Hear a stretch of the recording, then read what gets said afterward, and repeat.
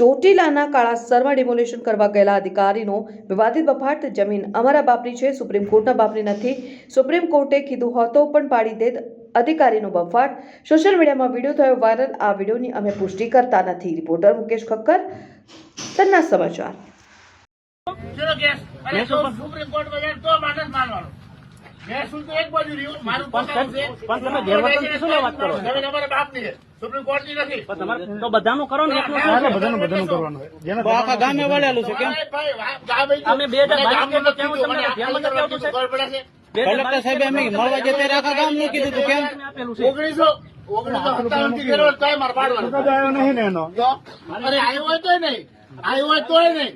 આ આખા ગામનું છે, ગામનું ગામ તો લે. કદાચ સુપ્રીમ કોર્ટે કીધું હોય ને તોય પાડ દે. આખું ગામ અહીંથી તો? બધું કરેલું છે. તો બધાનું કામ એ ગામ જો તેલ લેવા મારે ગામનું નથી જોવાનું. મને આ પાડવાનું કીધું છે અને આ પડશે. પક્ષી નહીં કઈ ન ખાતા. તમને ખબર મિત્ર, તમને ખબર તો હતી કે ગેરવર્તન વાત ન કરો.